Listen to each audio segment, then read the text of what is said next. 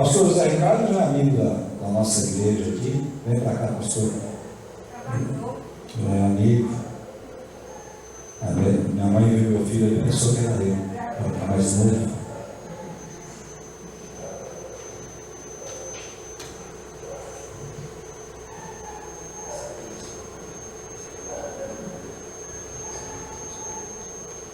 Pastor José Ricardo esteve com a gente aqui durante muito tempo, né, pastor? Na Regional Norte, e fez muitas amizades aqui, o pessoal da Zona Norte, mas eles todos são lá da região do ABC, né? E é um amigo, foi aluno também, ficando velho, né? Tá vendo? Todo mundo já foi meu aluno, mas não é brincadeira, não, irmãos. O seminário é o professor mais antigo que tem. O professor mais antigo que tem sou eu agora, dinossauro. Ricardo, você está em casa, me permita te chamar de Ricardo, tem amizade que nos faz isso aí, fica à vontade, Deus abençoe, é uma alegria ter você aqui. Graças e paz, irmãos. Amém. Eu vou me permitir aqui, vocês vão permitir, já basta, acho que fica mais fácil, né?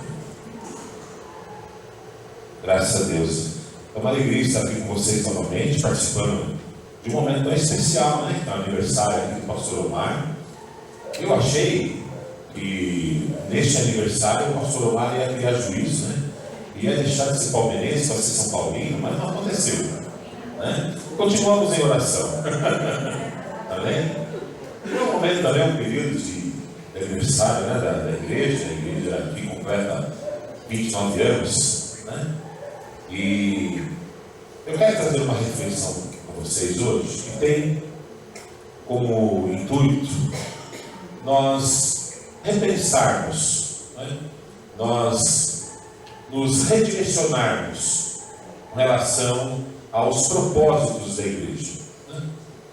Porque é interessante, todas as vezes que nós aniversariamos, e eu comecei a fazer isso de alguns anos para cá, não foram de muitos anos para cá, não, mas de poucos anos para cá.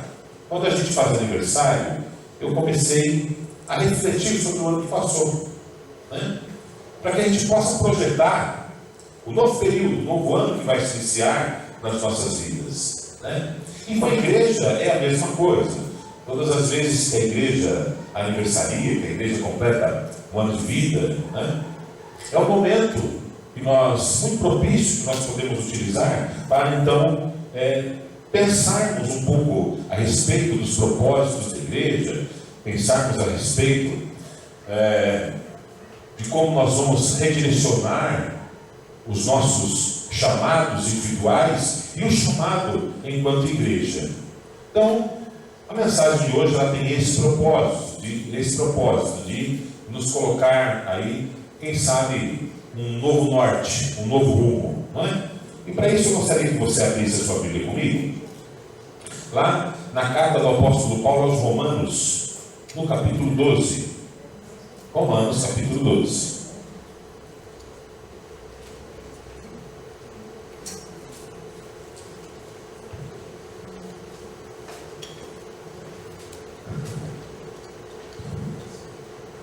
Eu vou ler aqui uma outra tradução, mas eu vou elencando aqui os versículos para os irmãos não se perderem na leitura, tá bom?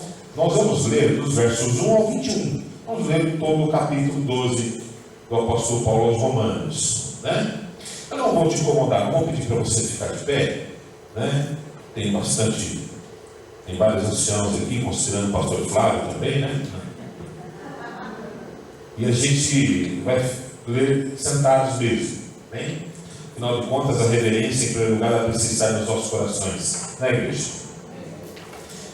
Vamos fazer aquela brincadeirinha chata. Quem encontrou, diga amém. Quem não encontrou? Não sei se eu já contei essa piada aqui da última vez que estive, mas eu vou contar de novo. O pastor, um dia chegou na igreja e fez essa piada chata, né? Quem encontrou, diga amém. Quem encontrou, diga misericórdia. Aí o pastor ouviu lá do fundo: misericórdia. A irmãzinha estava sentada lá no fundo, né? O pastor, vamos aguardar. E esperou 1 ou 2 minutos. Quem encontrou, diga amém. Ele encontrou de misericórdia. Aí, pastor, a irmã fulana ia para lá. Misericórdia, pastor. Aí o pastor começou a feitar, né? A irmã antiga na igreja. Né? Aí ele perguntou de novo, só que agora já perguntou meio bravo. Né? Quem encontrou, diga amém. Quem encontrou, diga misericórdia. Aí a irmã disse, misericórdia, pastor. E ela não encontrou. Aí o pastor fez a leitura bíblica, ficou até meio desconcentrado com essa mensagem. Aí no final do culto, como era de costume, o pastor foi até a porta e foi cumprimentar os irmãos que saíram, né? Ele louco para a irmãzinha passar. E a irmãzinha doida para o pastor não a ver. Passou até com, né? Ela estava com chave, colocou chave assim, passou. Irmã, vem aqui. Ai meu Deus, ele me viu. Irmã, o que aconteceu com a senhora? Como o pastor acabou de falar, está faltando entender para a senhora. Como é que a senhora não encontra esse texto bíblico tão fácil? Pastor, na minha Bíblia não tem. Aí o pastor ficou nervoso. Como que não tem, mano? Não tem, pastor. Eu procurei, pastor, virei de um lado, não tem esse texto na minha Bíblia. Irmã, você me dá aqui sua Bíblia. Pastor nervoso na tua Bíblia, e folhou de um lado, folhou de outro. Não é que não tinha mesmo, a Bíblia dela estava com defeito. Veio com defeito de impressão e não tinha aquele texto. Às vezes pode acontecer isso, né? Quem encontrou, diga. Não vou falar outra, não. Romanos capítulo 12, verso 1 diz assim. Eu vou ler aqui numa outra tradução, como eu já disse, tá? Portanto, caros irmãos, rogo-vos pelas misericórdias de Deus, que apresenteis o vosso corpo como um sacrifício vivo, santo e agradável a Deus, que é o vosso culto lógico. E não vos amoldeis ao sistema deste mundo, mas sede transformados pela renovação das vossas mentes, para que vocês possam experimentar a boa, agradável e a perfeita vontade de Deus. Verso 3. Porquanto, pela graça que lhe foi concedida, exorta a cada um dentre vós que não considere a si mesmos além do que convém, mas, ao contrário, tenha uma autoimagem equilibrada, de acordo com a medida da fé que Deus lhe proporcionou. Pois, assim como em um corpo temos muitos membros, e todos os membros não têm a mesma função, assim também nós, embora muitos, somos um só corpo em Cristo, e cada membro está ligado a todos os outros. Verso 6. Temos diferentes dons, de acordo com a graça que nos foi dada. Se alguém tem um dom de profetizar, use-o na proporção da fé. Se o teu dom é servir, sirva. Se é ensinar, ensina. Se é encorajar, haja como encorajador. O que contribui, coopere com generosidade. Se é exercer liderança, que ministre com zelo. Se é demonstrar misericórdia, que a realize com alegria. Verso 9. O amor seja sem qualquer fingimento. Odiai, sim, o mal e apegai-vos ao bem. Amai-vos dedicadamente uns aos outros com amor fraternal, preferindo dar honra a outras pessoas mais do que a si próprios. Não sejais descuidados do zelo, sede fervoroso no espírito, servi ao Senhor.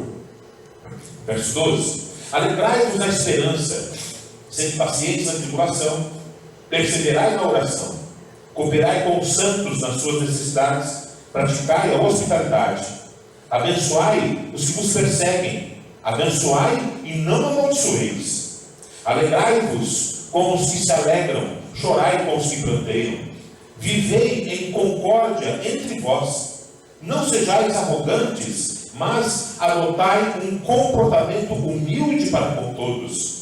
Não sejais sábios aos seus próprios olhos. Verso 17. A ninguém devolvei mal por mal. Procurai proceder corretamente diante de todas as pessoas. Empreendei os esforços para viver em paz com todos. Amados, jamais procurai vingar-vos a vós mesmos, mas entregai a ira a Deus, pois está escrito: minha é a vingança, eu retribuirei, declarou o Senhor.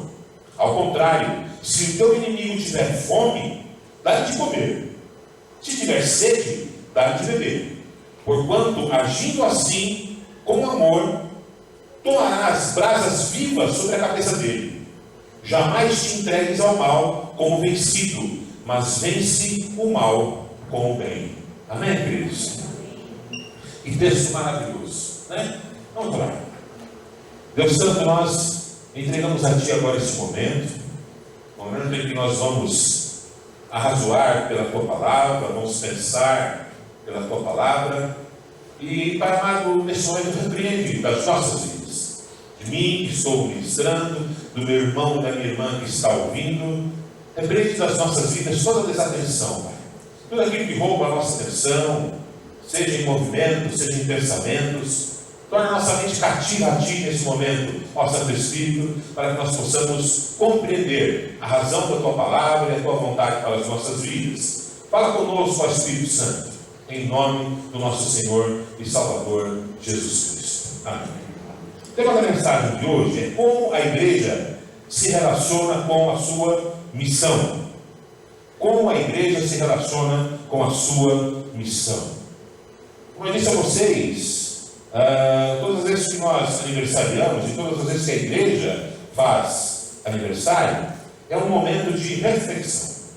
É um momento muito propício para que nós possamos repensar aí a missão da igreja, né? Essa igreja está prestes a completar 30 anos, este ano completa 29 anos. Há poucos minutos atrás, eu estava ali conversando com o pastor Omar, e ele contou um pouco a respeito da história da igreja, né? Que aqui foi construído do zero, e eu acredito que isso foi construído com muito suor, com muitas lágrimas às vezes, com a cooperação, não apenas financeira, mas a cooperação braçal também de muitos irmãos, que dependeram do seu tempo para estarem aqui, tirando terra, carregando tijolos, fazendo massa, tudo isso para que o templo pudesse estar pronto e adequado, para que pudesse receber a igreja do nosso Senhor Jesus Cristo.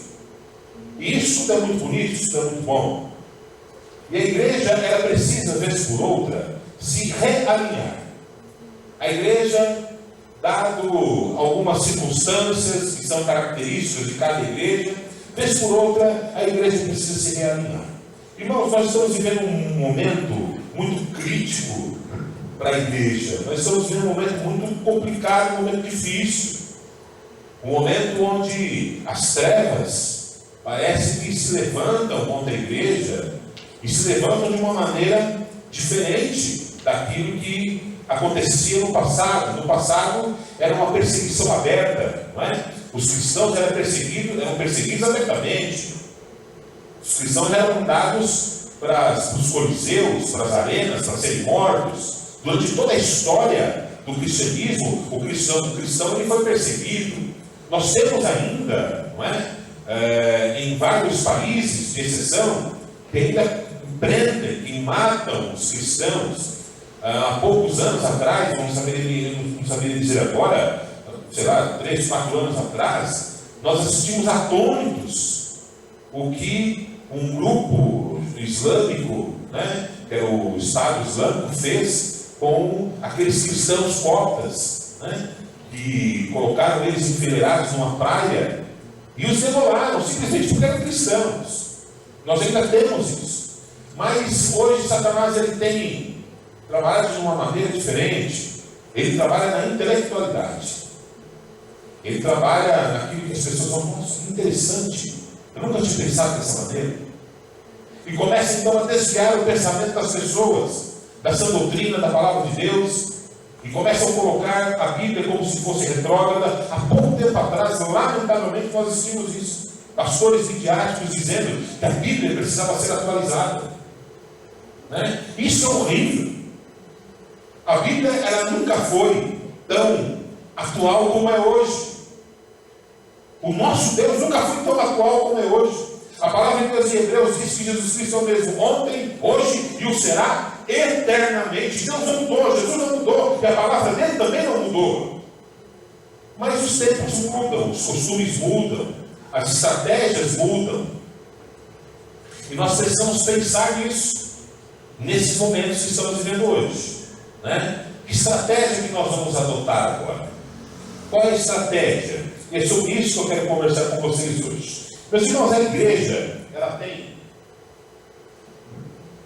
tem por base 3 funções, uma tríplice função, uma tríplice finalidade. A primeira função da igreja, e aqui eu não me refiro ao templo, me refiro a pessoas. Amém, amados? A igreja, a primeira finalidade dela é exaltar o seu Salvador. Exaltar o seu Salvador. A segunda finalidade da igreja é edificar os santos. Por isso que é importante que você participe da igreja, que você venha à igreja. A igreja tem inúmeras ferramentas para que você seja edificado. Uma delas, por exemplo, é a escola bíblica dominical, culto da palavra, culto de discipulado, reuniões de discipulado. Às vezes nós negligenciamos essas reuniões. E essas reuniões são importantíssimas. Por quê? Porque elas fazem parte da função da igreja, edificar os santos. É na igreja que nós recebemos o discipulado e a sã doutrina. É na igreja que nós recebemos a palavra correta para agir nos nossos ministérios, nas nossas vidas, para agir em sociedade, para agir em família. Sim ou não, igreja? Então, essa é a segunda função da igreja. E a terceira função da igreja, e não menos essencial, não menos primordial, é evangelizar o mundo. A igreja tem por missão evangelizar o mundo. Eu tenho certeza absoluta disso, que uma boa parte dos irmãos, se não for a maioria dos irmãos que estão aqui hoje, os irmãos foram convertidos, discipulados, batizados aqui nessa igreja. Ao longo desses 29 anos, quantas pessoas foram salvas aqui nessa igreja? Quantas pessoas receberam Jesus Cristo como seu Salvador aqui nesse lugar? Às vezes não participam mais conosco, não estão mais aqui, mas estão edificando o mundo, estão edificando santos em outras igrejas, estão evangelizando em outros locais. Essa é a função da igreja. Então, a igreja tem por finalidade exaltar o seu Salvador, edificar os santos e evangelizar o mundo. É para isso que nós estamos aqui. Qual o contexto dessa mensagem, desse texto que nós acabamos de ler agora? O apóstolo Paulo ele escreve para uma igreja que estava em Roma. Uma igreja que era formada, quase que na sua maioria, por gentis. Era uma igreja gentílica. Jerusalém, nessa época, em Roma, eram 2 centros comerciais do mundo. Praticamente todo o comércio do mundo girava em torno de Jerusalém, Roma, aquela região. Esses gentis que estavam ali em Roma, por conta do comércio que tinham com Jerusalém, receberam em Jerusalém o Evangelho, conheceram a Jesus Cristo. Porque ali em Jerusalém havia uma igreja, cujo pastor, naquele momento, era Tiago, o irmão de Jesus. Era ele que era o responsável, ele que cuidava da igreja. E ali então eles recebem o Evangelho, eles aceitam a Jesus Cristo como seu Salvador, mas voltam para Roma. Quando chegam em Roma, havia também alguns judeus ali que estavam, judeus e prosélitos, estavam ali na igreja de Roma. E então começa a haver uma pressão dos gentios contra os judeus, para que eles permanecessem nos costumes gentios, nos costumes judaicos. E o apóstolo Paulo então envia uma carta para lá. O apóstolo Paulo não foi o fundador da igreja de Roma. Ele não esteve em Roma para fundar essa igreja. Mas ele foi solicitado e ele enviou uma carta para lá. E é essa carta que nós lemos. A carta do apóstolo Paulo aos Romanos, o foco dessa carta é a justificação pela fé. A justificação pela fé. O apóstolo Paulo, na realidade, Romanos é um tratado teológico. É um tratado teológico. Dos mais belos, dos mais poéticos que nós temos na Bíblia, inclusive. Eu não sei se você sabe disso, mas Martinho Lutero, ele se converteu ao Senhor Jesus Cristo estudando a carta do apóstolo Paulo aos Romanos, a justificação pela fé. Foi a partir desse entendimento da justificação pela fé que ele elaborou então as suas 95 teses, colou lá na porta da igreja, não é? Então começou o movimento protestante, né? O movimento separatista da Igreja Católica Romana na época, e que nos originou mais para frente, não é? Através dos teólogos que foram se formando e tal, nós conhecemos esse movimento também como o movimento da Reforma Protestante, né? Nesse trecho que nós acabamos de ler, o apóstolo Paulo, ele está falando para um pessoal, para alguns irmãos em Cristo, e ele está mostrando para esses irmãos qual deve ser o nosso posicionamento e como que nós devemos nos comportar agora que nós recebemos o Senhor Jesus Cristo como nosso Salvador. Talvez na sua Bíblia exista lá um subtema em cima, né, dizendo a respeito da nova vida em Cristo. O que o Evangelho gerou na vida deles? E como eles deveriam se comportar? O que nos faz pensar também, né? O que o Evangelho gerou nas nossas vidas? Quando nós começamos a nossa vida em comunidade, quando nós começamos a nossa vida na igreja, que tipo de transformações aconteceram? Se vocês me permitem, eu quero abrir um rápido parênteses aqui. A minha família, nós começamos um processo de conversão em 1974. Eu tinha 5 anos de idade, né? A minha mãe era católica e antes de mim, minha mãe havia perdido, espontaneamente ela havia perdido uma gestação. Então minha mãe tinha feito uma promessa para a Aparecida, né? Dizendo o seguinte, que se ela tivesse um filho, que ela ia dedicar esse filho ao sacerdócio, que esse filho ia ser padre. Bateu na trave. Né? Enfim, eu me lembro que eu era muito pequeno. Os irmãos não conhecem, talvez o pastor Omar conheça, mas ali em São Bernardo, na Vila Pauliceia, né? Há uma igreja muito grande, um santuário de Nossa Senhora Aparecida. Mas, quando eu era criança, havia lá uma capelinha. A réplica dessa capelinha está lá, né, no terreno da igreja. E eu lembro que minha mãe ia conosco, ia comigo naquela capelinha. Eu lembro que tinha aqueles alto-falantes, sabe aqueles alto-falantes de peixeiro? Que ficaram para fora da igreja, assim, porque era muito pequena a igreja, né? A capelinha, a gente ficava para fora. E aquilo me incomodava. Eu tinha 5 anos, eu não gostava daquilo lá. Eu falava para minha mãe, não quero vir aqui. A minha avó, minha mãe tinha por vizinho um irmão que era o irmão Augusto Lande, né? Falecido, descansa no Senhor. E ele era evangélico, né?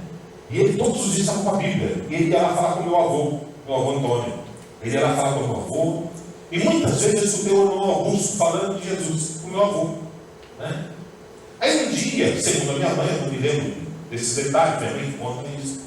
Minha mãe disse que eu cheguei para ela, a minha mãe disse que nós iríamos na igreja, na capelinha, né, da igreja católica. Eu falei, não mãe, não quero ir lá não. Eu quero ir na igreja lá do irmão Augusto, lá do Livro Preto, né? Eu quero ir lá. Minha mãe, você tem certeza que eu quero ir lá? Aí nós fomos, era uma tarde da bênção, era a igreja do Evangelho Quadrangular. Era uma tarde da bênção, né? Nós fomos 2 vezes, eu e minha mãe. Na segunda vez que fomos, o pastor fez um apelo, disso eu me lembro. Eu saí correndo lá na frente, recebi Jesus, né? Até hoje eu não sei se minha mãe aceitou Jesus porque ela veio correndo atrás de mim, porque eu tinha 5 anos, ela foi na frente atrás disso, né? Ou, mas de fato a minha mãe aceitou Jesus, foi em 74. Em 75, o meu pai se converteu, né? Em 75, meu pai se converteu. E depois disso, nós continuamos na igreja. Eu me lembro que no ano de 76, os meus pais decidiram se batizar. A igreja não tinha batistério. E a cerimônia do batismo ia acontecer lá no Riacho Grande, lá em São Bernardo, né?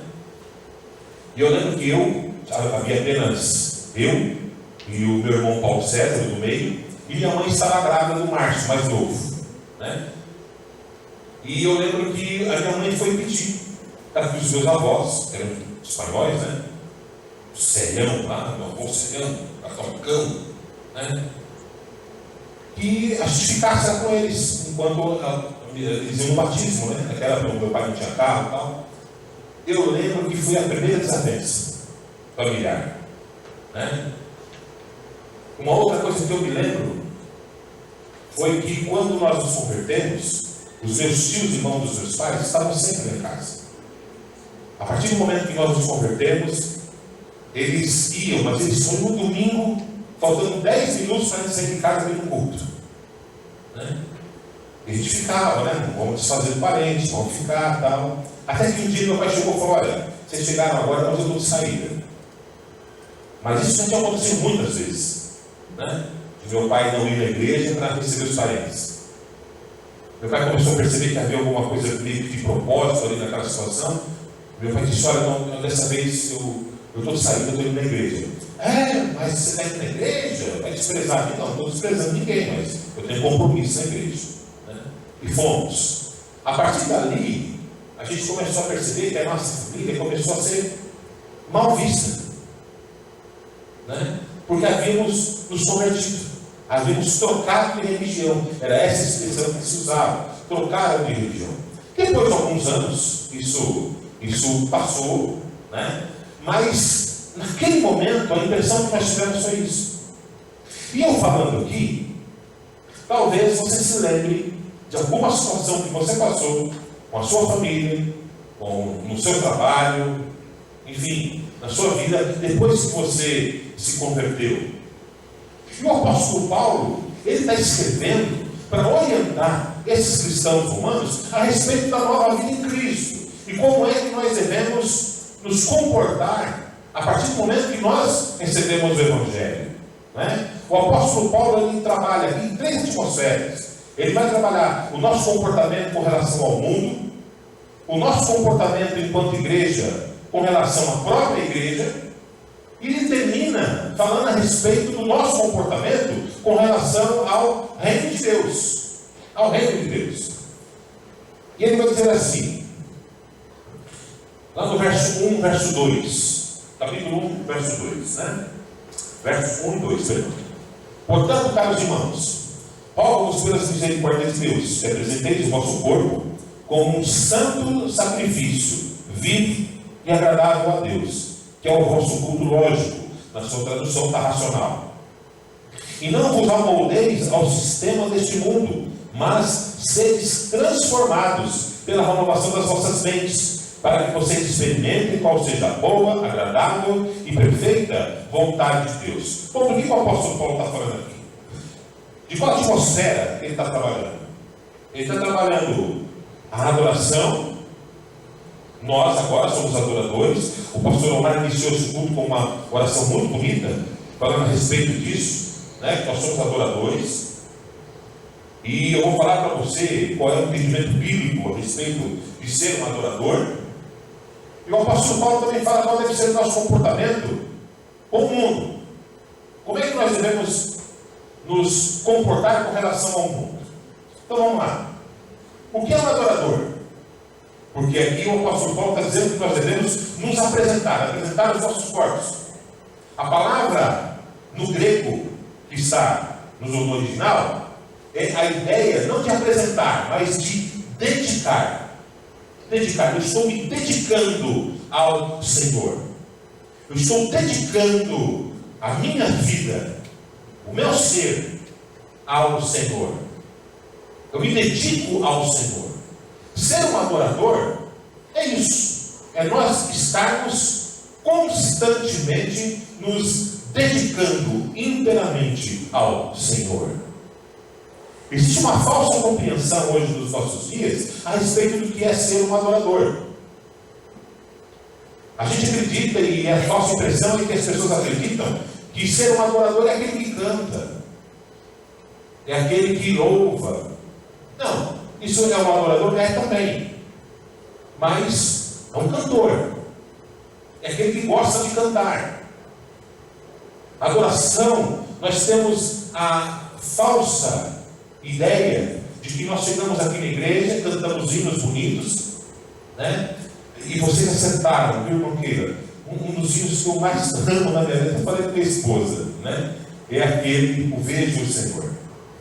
Porque eu fico pensando naquela situação em que Isaías estava, porque esse hino é baseado no livro do profeta Isaías, quando ele estava diante do trono de Deus, né?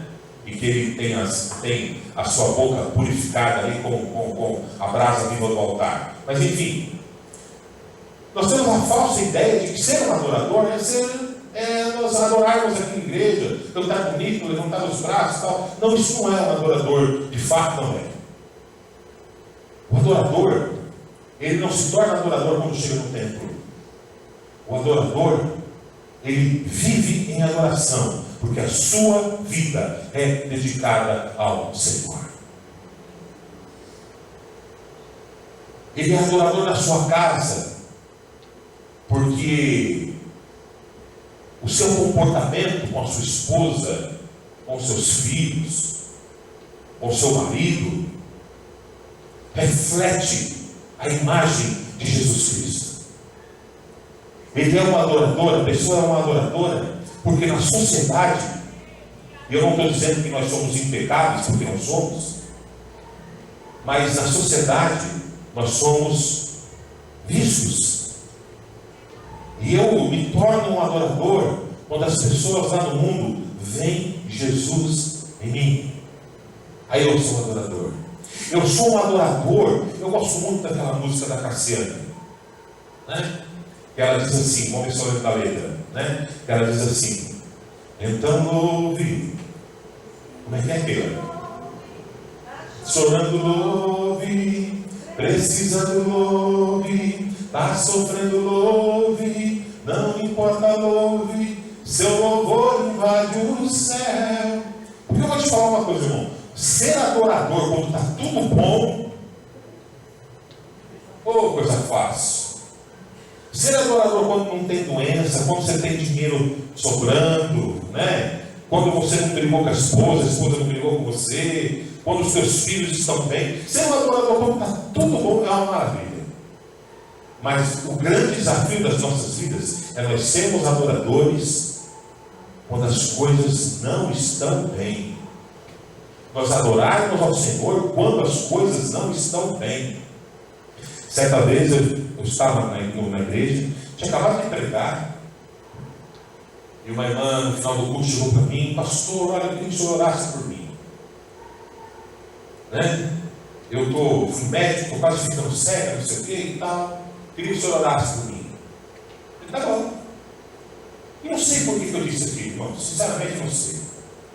Mas eu disse para a irmã: só irmãos, vamos orar. Se Deus curar, amém. Se Ele não curar, amém também. A irmã fechou a cara, né? Fechou a cara, eu falei: nossa, ó pai. Olhei para a irmã, tudo, claro. A irmã ficou uns 2, 3 domingos sem vir na igreja, e falou: irmão, perdeu ovelha, né? Aí no outro domingo ela veio, depois de um tempo ela veio e tal. Ela falou assim: pastor, queria falar com o senhor. Eu falei: pode falar. Queria te pedir perdão. Eu falei: por quê? Aquele dia eu saí com tanta raiva do senhor aqui. Eu falei: é mesmo, irmão? Olha, se eu encontrar o senhor na rua, acho que eu atropelava o senhor. Vou louco, eu saí todo ligado, irmão. Nada disso. Não era bacana também, né? E ela disse isso. Eu falei: mas o que foi que aconteceu? Meu irmão mudou de ideia e tal. Não, porque eu estava lendo na palavra de Deus. Não lembro agora qual foi o texto que ela leu, não lembro. Mas um texto que fez com que ela pensasse, né? Que Deus continua sendo Deus, mesmo que nada aconteça. Ele continua sendo merecedor da nossa adoração. Amém, queridos? Deus continua sendo Deus. Na caminhada da fé, nesses 40 e poucos anos que eu estou na igreja, 46, 47 anos que eu estou na igreja, já houve tempos que eu fui menino na fé e ficava magoadinho com Deus quando eu orava e as coisas não aconteciam. Mas a maturidade de fé hoje me fez entender que a maior fé não é aquela que faz as coisas acontecerem, mas a maior fé, a fé mais pura, a fé mais enraizada, é aquela que me mantém no caminho do Senhor, mesmo que nada aconteça. Essa é a fé que Deus quer plantar nos nossos corações. Esse é o adorador que o apóstolo Paulo está falando aqui. Sejam racionais, sejam lógicos, né? Com relação ao mundo, ele vai dizer: olha, não vos amoldeis a esse mundo, ou seja, não tomem a forma deste mundo.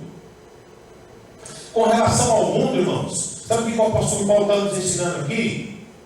Que é total e completo apartar total.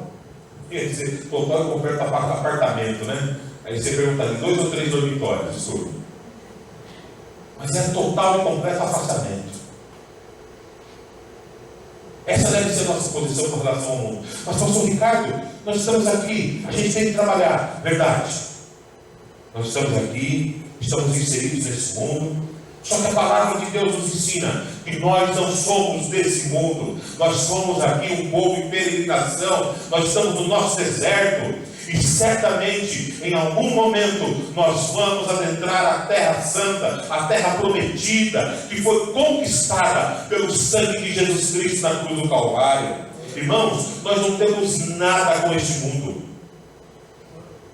O texto que nós lemos aqui, ele ainda diz isso. Não vos amoldeis a esse sistema. O que é o mundo? O mundo é um sistema. É um sistema corrupto. É um sistema mau. É um sistema que não dá glórias a Deus. É um sistema que não reconhece o senhorio de Deus. É um sistema que nega a existência do próprio Criador. É um sistema que mata. É um sistema que pratica violência. É um sistema que te induz e produz nos nossos corações desejos para que nós pequemos e para que nós saiamos cada vez mais longe do caminho do Senhor. Então, meus irmãos, a nossa posição com relação ao mundo é de total afastamento. Nós não temos nada a ver com os valores deste mundo. Nós temos a ver com os valores de Cristo. Amém? Valores de Cristo, valores de Jesus. Essa então é a primeira atmosfera que o apóstolo Paulo trabalha na igreja, para que a gente possa compreender e para que a gente possa redirecionar a igreja, redirecionar a nossa vida, né? Então a igreja, se nós podemos pensar dessa maneira, nós precisamos redirecionar a igreja, para que a igreja seja uma verdadeira adoradora, independente do hino que estiver cantando aqui, se eu gosto dele ou não, isso não importa. Isso não importa. O que importa é a minha vida de adorador lá fora. Há anos atrás, eu era seminarista ainda. Eu fui pregar numa igreja lá em Cumbica, a primeira igreja batista de Cumbica, era um pouco de jovens, né? E eu achei muito bonito aquilo. Para quem sai do templo, em cima da porta estava escrito assim: você está saindo para o campo missionário do Senhor. Bonito isso, né? Você está saindo para o campo missionário do Senhor. É um lembrete para nós, para as pessoas se lembrarem, né, de qual é a sua missão enquanto igreja. Com relação ao mundo é isso. Se afastem do mundo. Spurgeon, Charles Edward Spurgeon, ele tinha uma frase que definia muito bem isso. A frase dele é a seguinte: quanto mais perto de Deus estou, quanto mais perto de Deus estou, mais longe eu estou do mundo. Quanto mais perto do mundo eu estou, mais longe eu estou de Deus. E eu vou te falar uma coisa, irmãos: andar longe de Deus não é bom, não. Não é bom, não. Andar longe do Senhor, afastado das bênçãos de Deus, não é bom, não. O mundo pode até dizer que é. O mundo até diz que ele tem liberdade, né? Coitadinhos. E é por isso que a gente precisa pregar a eles, porque eles estão sérios. O mundo acredita que não vir à igreja, não participar da igreja, não aceitar Jesus, não viver os valores do reino, é estar preso, não é? É perder a sua liberdade. Só que eles não percebem. Eles estão presos nos seus vícios, estão presos nas suas concupiscências, estão presos nos seus valores que os leva cada vez mais para longe de Deus. Só há liberdade em Cristo Jesus. Amém? Só há liberdade em Cristo Jesus. Segunda atmosfera que nós vemos aqui que o apóstolo Paulo trabalha, como eu disse, é como a igreja se relaciona com ela mesma. A primeira é como a igreja se relaciona com o mundo e com a adoração. Agora, como a igreja se relaciona com ela mesma? A partir do verso 3 até o verso 12, eu não vou ler tudo de novo, mas o apóstolo Paulo está dizendo aqui a respeito dos dons que havia na igreja. Ele está dizendo aqui que todo cristão, todo crente, quando aceita Jesus Cristo, né, ele recebe os dons do Senhor. Ele recebe os dons de Deus. Para nós que somos renovados e cremos no poder do batismo do Santo Espírito de Deus, o pastor Enéas tinha uma frase muito interessante, né? Ele diz que todo crente tem o Espírito Santo residente. E de fato, todo crente tem o Espírito Santo de Deus dentro de si. Mas o que nós precisamos? Ter o Santo Espírito presidente. Era isso que ele dizia. Nós precisamos do Santo Espírito presidente. Aquele que preside as nossas vidas. Aquele que nos impulsiona na vida ministerial. Aquele que me enche de ousadia e que faz com que eu me lembre da palavra de Deus na hora de pregar o Evangelho. É esse Santo Espírito, é esse batismo com o Espírito Santo que nós buscamos. O batismo com o Espírito Santo, com o Espírito Santo, eu quero aqui abrir um parênteses, rapidinho, ele não tem por finalidade fazer você falar em línguas, ou nós termos um culto avivado, né? Como dizem nossos irmãos pentecostais, né? Um culto do replé, né? Não é essa a finalidade e a função do batismo com o Espírito Santo. Mas a finalidade e a função do batismo com o Espírito Santo é fazer com que cada crente seja um anunciador do Evangelho no poder do Espírito Santo de Deus. Atos 1,8 diz isso. Mas vocês vão receber poder ao descer sobre vós o Espírito Santo. Para quê? Para que vocês sejam testemunhas, tanto em Jerusalém, tanto em Judéia, como em Samaria e até aos confins da terra. No grego, a palavra testemunha que está ali é a palavra mártir. Vocês vão receber poder de Deus, o batismo do Santo Espírito, para, se for o caso, entregarem a sua vida pelo amor do Evangelho de Jesus Cristo. Amém, amados? E é sobre isso que o apóstolo Paulo está falando aqui. Ele está falando dos dons do Espírito Santo, aqui a partir do verso 3 até o verso 12. E ele está dizendo que cada um de nós, cada um dos crentes, cada um dos salvos de Jesus Cristo, recebeu um dom de Deus. Mas o principal deles é que todos nós podemos pregar o Evangelho no poder do Espírito Santo. E aqui eu quero dizer para você o seguinte: uma vez conversava com uma parente minha que recentemente tinha se convertido. Nós estávamos lá na igreja e foi convocado que nós fôssemos fazer um evangelismo no bairro. Aí a minha parente chegou e disse: não, mas eu não vou, Ricardo, sabe por quê? Eu sou nova convertida, eu não sei o que falar. Eu disse a ela o seguinte: mas você é que sabe o que deve dizer, porque você é nova convertida. Diga o que Jesus Cristo fez na sua vida. Testemunhe daquilo que Jesus Cristo fez na sua vida. E você vai salvar. Você não precisa saber versículos de cor. Você não precisa conhecer teologia. E vou te falar, você não precisa esperar o pastor mandar você evangelizar. Você não precisa esperar uma mensagem divina, um trovão de Deus que caia na sua frente e apareça um anjo com um bilhetinho, entregue na tua mão dizendo: olha, vai evangelizar. Você não precisa fazer isso. A ordem já foi dada. Ide por todo o mundo e pregai o Evangelho a toda criatura. A ordem de Deus já foi dada. A ordem do Senhor já foi dada. O apóstolo Paulo diz o seguinte: que os dons são para que nós, os dons são para para edificar a igreja. Os dons são para a edificação da igreja. Com o novo nascimento, Deus presenteia cada cristão com dons que serão usados na igreja para a edificação da própria igreja. O apóstolo Paulo ele usa essa analogia, uma metáfora, do corpo humano para mostrar como são importantes cada membro do corpo de Cristo. Meu irmão, eu vou dizer uma coisa para você. Você acredita que você não é importante no corpo de Cristo?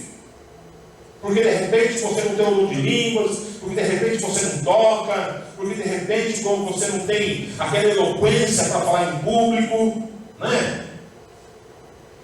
E muitas vezes você diz, não, mas eu não sou importante.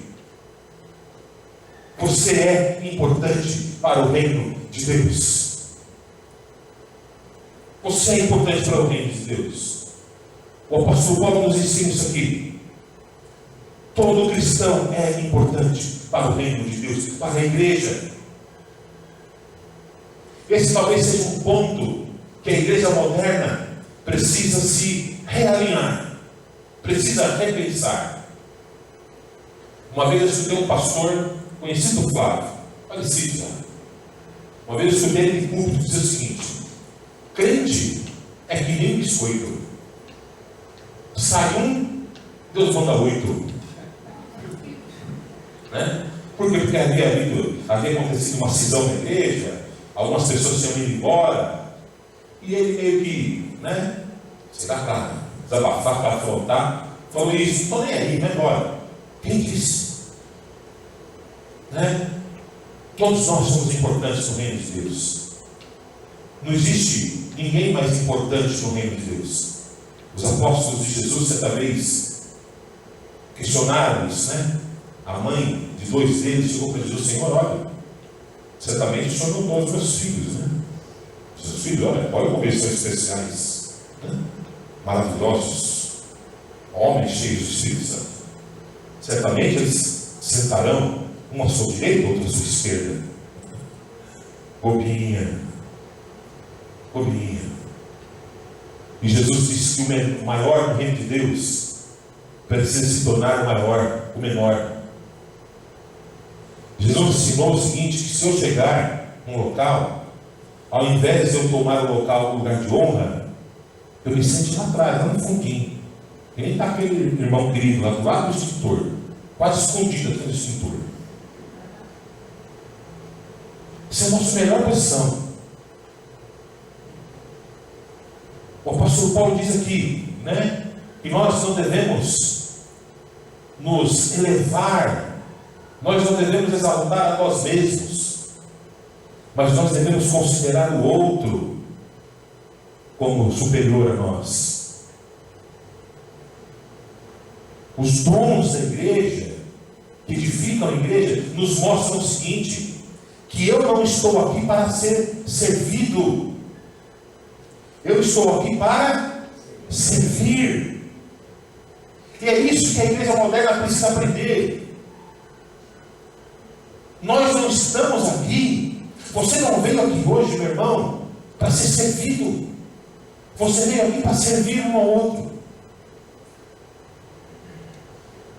O pessoal lá da igreja da Pauliceia,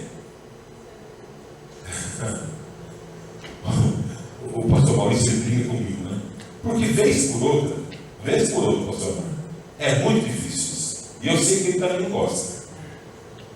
Vira por irmão do teu lado e diga tal. Eu fazia isso, todas as vezes que eu fazia isso na igreja, eu pregava, no dia seguinte o Facebook tinha um monte, quando o pastor manda você orar para o teu irmão.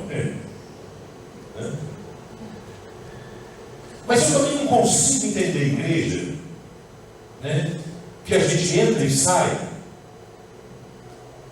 Você não precisa de repente orar. Até hoje nós estamos na questão da pandemia, seria nem impensável um negócio, seria irresponsável a gente agir dessa maneira, Mas você também não precisa sair daqui indiferente.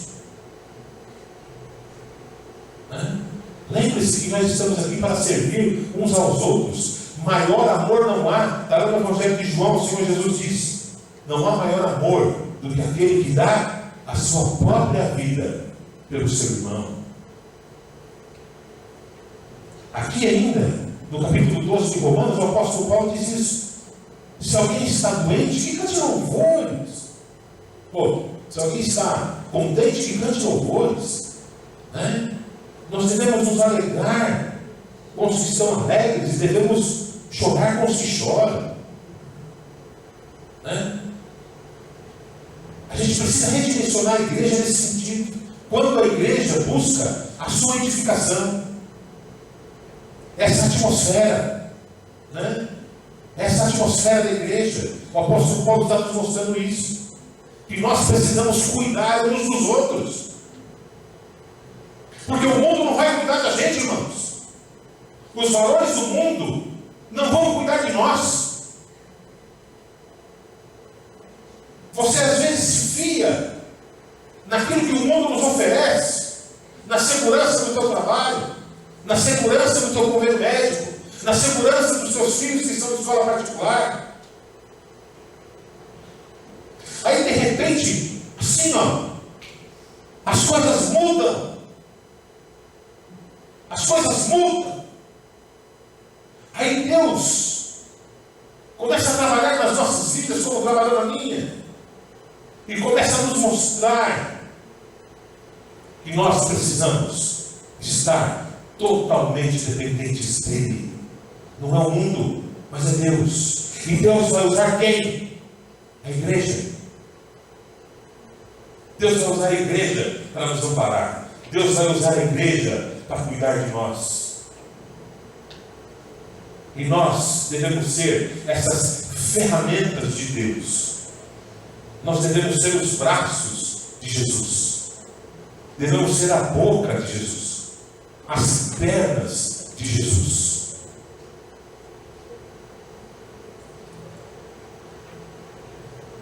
Os dons devem ser usados na edificação e na unidade da igreja.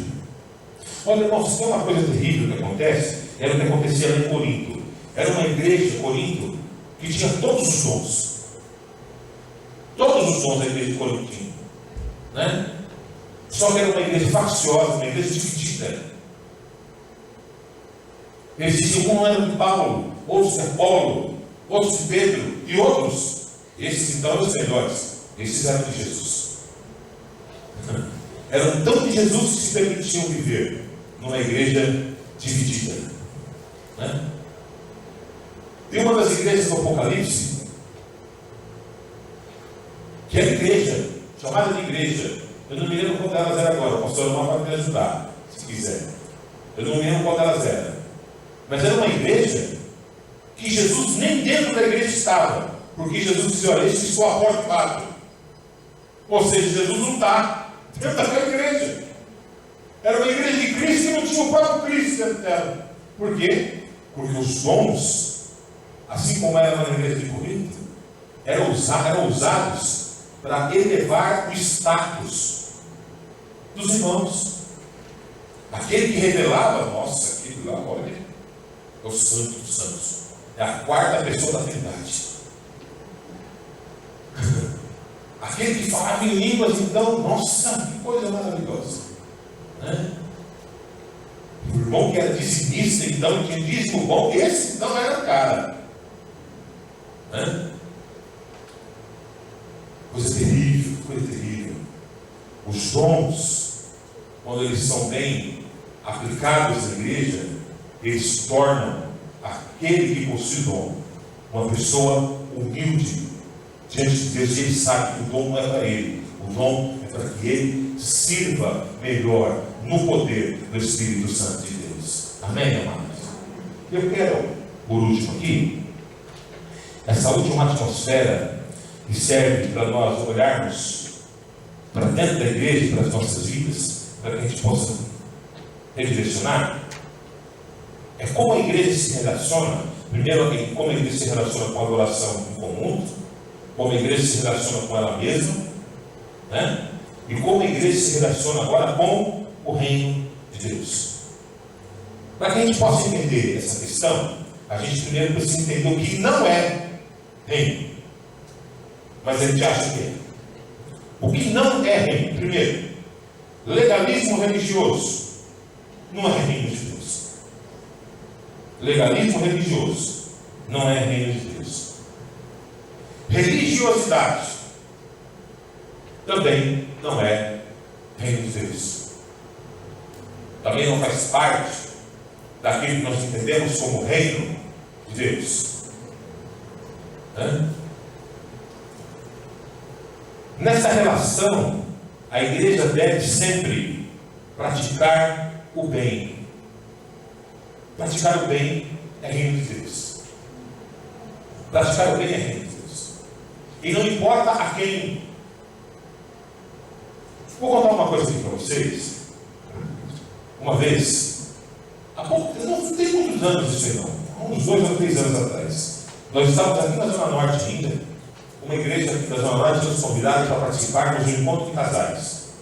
Eu e minha esposa viemos.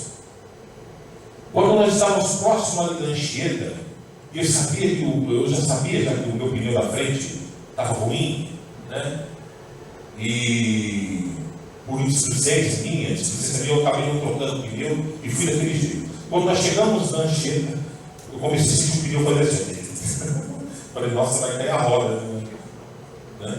Aí de repente o pneu, estourou. Né? Aí eu estava meio devagar, já estava esperando, né? Um alfadado momento que o pneu ia estourar. Aí peguei e encostei, né? Eu saí da Anchieta e entrei numa ruazinha ali antes da Liveira, onde o Flávio mora, naquela rua da Unip, né?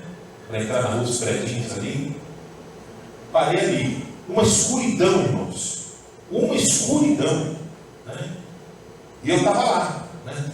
Já tinha tirado o step para fora, estava com a chuva de roda, tentando tirar o pneu. Né? Aí de repente, irmãos, passou uma Santana Quanto. Passou correndo assim, passou. Sim, e percebi que as pessoas ficaram olhando, não consegui, por causa da escuridão, não consegui distinguir quem era. Né? Eu falei, agora, né? Eu estava olhando. Aí ele foi até a frente, parou, manobrou e veio de frente com o meu carro.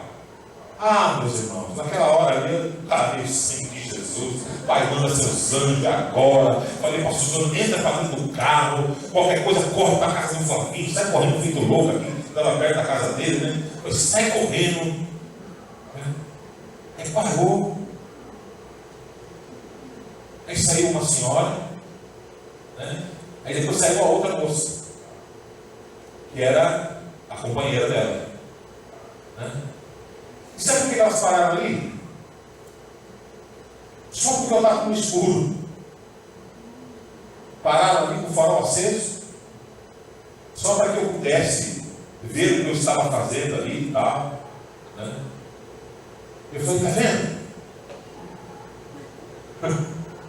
Que coisa, né? A gente precisa praticar o bem, fazer o bem. Nós não podemos ser um povo que estimula a maldade. Nós não podemos ser um povo que estimula coisas ruins. Isso a sociedade já está cheia. Já está cheia. Nós devemos ser um povo que faz o bem, que pratica o bem e que pensa no bem acima de todas as coisas. Amém, irmãos? O apóstolo Paulo vai dizer o seguinte, que nós devemos amar os nossos inimigos e orar por eles. O Senhor Jesus disse isso. Isso é reino de Deus. Isso é reino. A igreja precisa aprender a se relacionar com o reino de Deus. Voltar ao reino, voltar aos pensamentos do reino.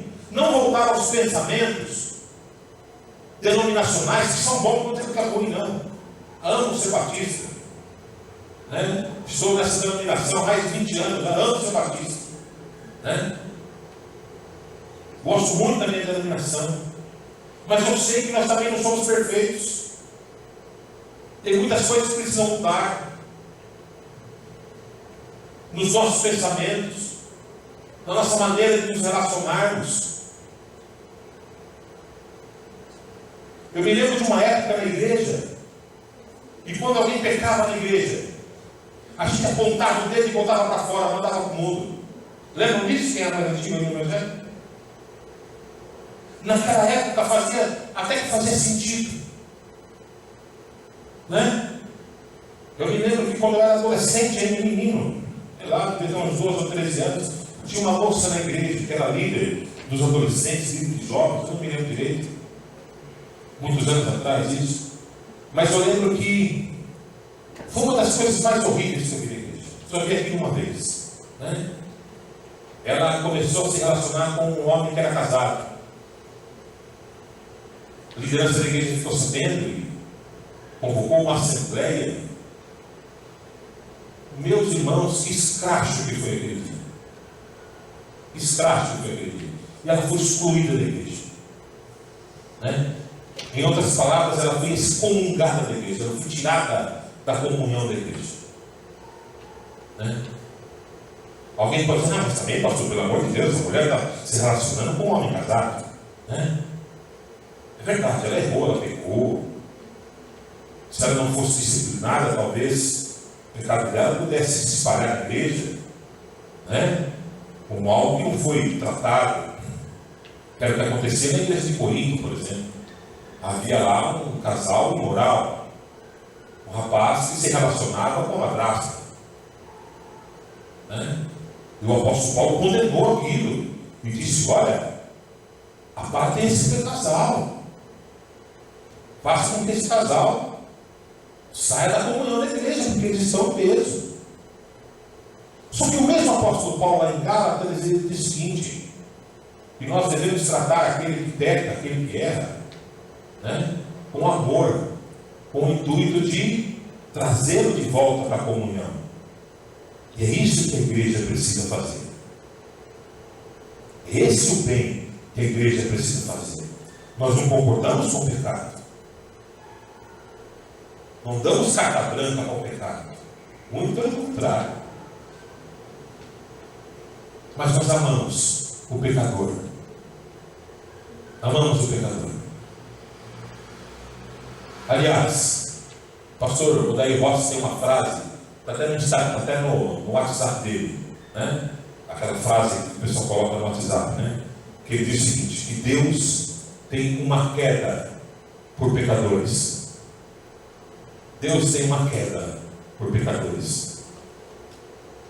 Se não fosse assim, irmãos, nós não estaríamos aqui. Porque a palavra de Deus diz que não há um justo sequer. Não há um justo sequer sobre a terra. A igreja, porque a igreja não é melhor do que ninguém lá fora. As pessoas do mundo pecam e erram. Nós pecamos e erramos. A diferença é que, quanto a nós, temos o Santo Espírito de Deus, que nos mostra que erramos, que pecamos, nos arrependemos e nos voltamos para Deus. O mundo ainda não tem isso. E é para isso que nós estamos aqui, para mostrar ao mundo que eles também podem ter os seus pecados perdoados e o seu nome escrito no livro da vida de Deus. Amém, amados? Eu quero concluir dizendo para vocês o seguinte: 29 anos de Brave, né? Nesse tempo todo, quantas pessoas passaram por aqui? Quantos irmãos e irmãs? Né? Você que talvez esteja aqui desde a fundação, que acompanhou todo o processo de fundação, construção, edificação da igreja aqui nesse bairro, né? Pensa nisso. Qual é o teu pensamento com relação à adoração e mundo? Qual é o teu comportamento com relação à própria igreja que você frequenta? E qual é o teu comportamento com relação ao reino de Deus? O Senhor aguarda essa tua oração. O Senhor aguarda essas tuas respostas, para que a gente possa se redirecionar. Se esse for o caso, né? Nós colocarmos um novo norte. Quando eu estava na Força Aérea, eu lembro que eu fiz um curso de sobrevivência na selva. Nós voávamos muito, né? E de vez por outra a gente acabava voando sobre mata, sobre selva. E naquele curso, o instrutor, ele nos ensinou uma sigla, né, que nos orientaria quando nós, de repente, sofrêssemos um acidente ou nos encontrássemos perdidos na selva, na mata, alguma coisa assim. Essa sigla era ESAO. ESAO. Essa sigla dizia: estacione, sente-se, alimente-se e oriente-se. Estacione, sente-se, alimente-se e oriente-se. Porque quando a gente sofre um choque, né? Você ficou perdido, por exemplo, no caso de sobrevivência, caiu um avião na selva. A gente sofreu aquele choque, né?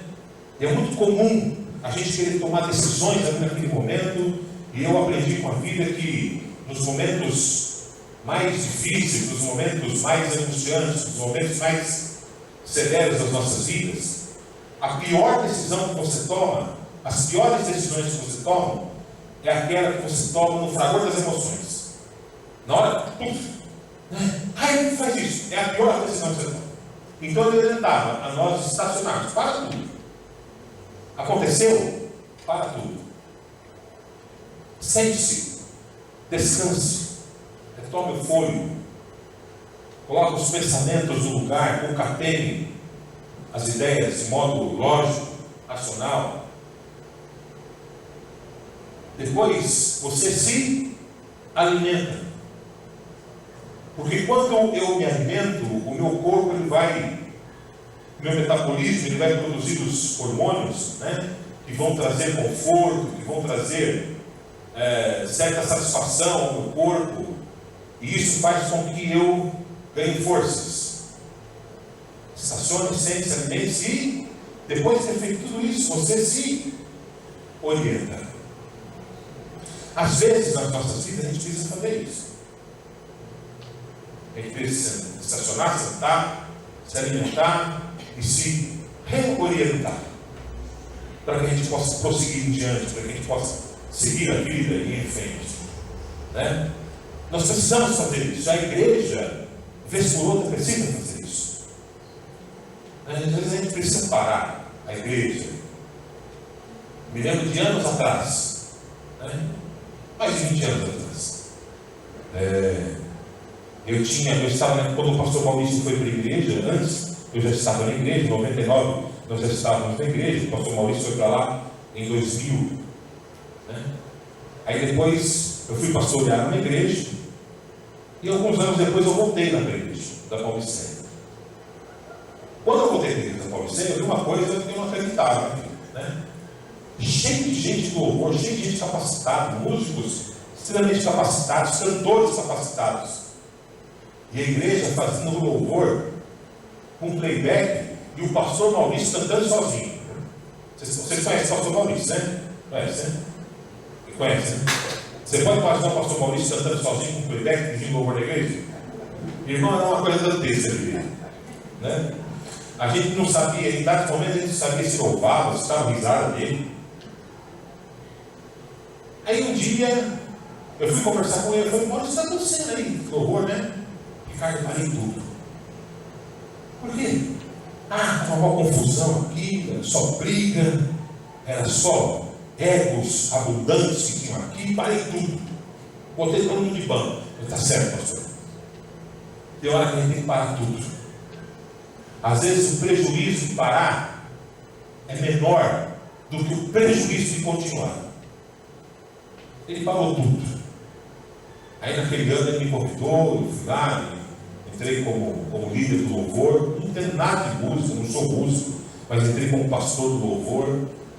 Foi uma briga, irmãos. Mas hoje, graças a Deus, tudo anda normalmente. Mas por quê? Porque em dado momento lá atrás a gente parou tudo. Para. Sentamos, estacionamos, nos alimentando com a palavra de Deus, para saber qual era a vontade do Senhor sobre tudo aquilo. Teve gente que saiu do louvor, quer saber? Teve gente que saiu até da igreja, foi para outro ministério, né? Foi bom isso? Claro que não, a gente gostaria que todo mundo ficasse conosco, mas às vezes acontece. né? Mas eu quero dizer para você o seguinte: é muito importante que a gente pense, que a gente repense os nossos propósitos enquanto pessoas, enquanto cidadãos, enquanto pais, mães, filhos, enquanto cristãos, enquanto membros de igreja e como igreja. A gente precisa, vez por outra, parar um pouquinho, redirecionar e pensar. O apóstolo Paulo nos aludiu muito bem sobre isso hoje, né?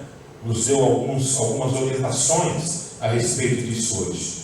E eu quero orar com você agora, para que, de alguma maneira, essas orientações fiquem no teu coração, e se você precisar usá-las, que use cheio do Espírito Santo de Deus. Amém? Você pode ficar em pé?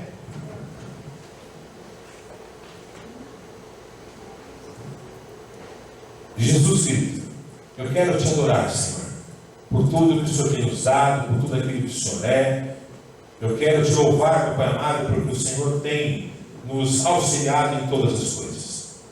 Pai amado, neste momento eu quero orar pela tua igreja, que está completando 29 anos de vida. Oh Jesus, que alegria!